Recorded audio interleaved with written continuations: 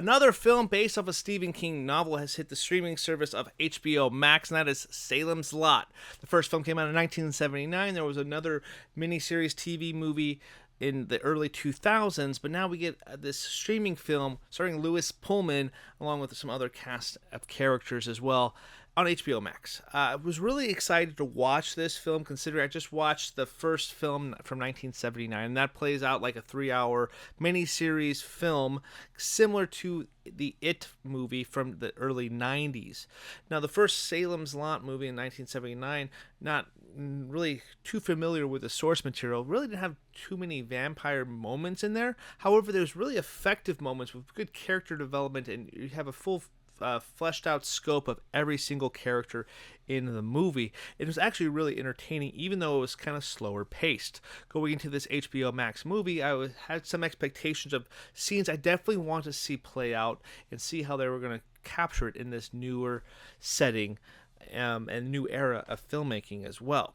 The critical reception from audience and critics alike weren't giving me huge expectations that I was going to enjoy this movie, though I was pleasantly surprised that I actually really did enjoy this new reimagining of Salem's Lot.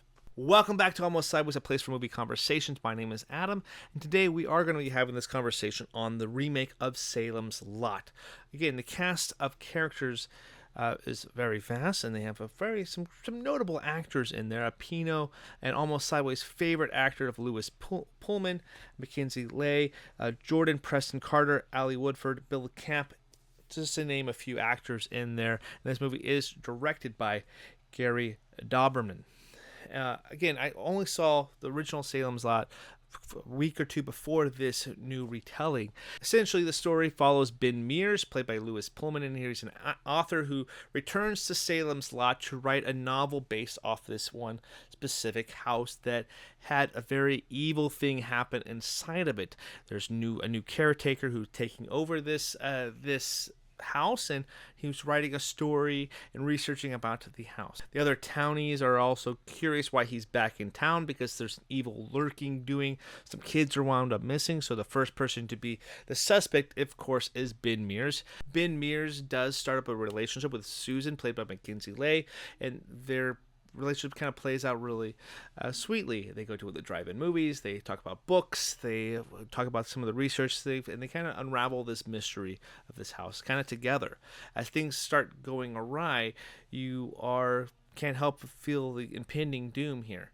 The movie does move really quickly, considering this movie cuts off about an hour and 20 minutes or so of runtime off the original 1979 film, so everything has to be really fast-paced and really moved really quickly.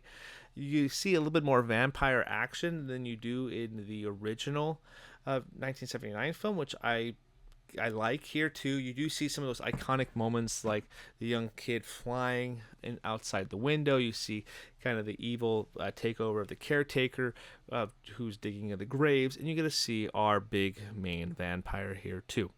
What I really liked about this movie is that it definitely is fast-paced. There are some really fun action sequences here. I'm a big fan of Lewis Pullman as well. Every time I can see him on screen, I thoroughly enjoy it.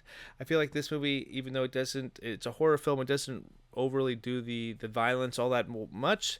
There are some really intense moments for kind of newer horror fans. I think if you're not super you're super grossed out by over the top violence, maybe this is a film that you can go into and kind of enjoy, because it doesn't have that over the top stuff. It's effective with the thrills. There is some really cool moments here. There's an ending finale sequence at the drive-in, which is a little different than the original movie. I liked how that played out there. It's entertaining. I was pleasantly surprised by this movie, so I'm at kind of a 3 stars for the movie, even though I think the original is probably better, and I think I gave that one 3.5 stars. The character development in the original one compared to this one is far superior in the miniseries, because there's a lot more time to develop the characters based off the slower pace and the more of character study that this movie does do. They handle those Stephen King characters really well, and I think everyone has a little bit of time to shine. Whereas I feel like in this 2024 remake, there may be some lacking in some of the characters. You don't get to understand the motives all too well, and maybe they're able to focus on some of the child characters a lot more. I think the child characters in this one are interesting, even though we don't get a see a whole lot of them, and we don't get to see those scarier moments with the kids as much as we do in the original one.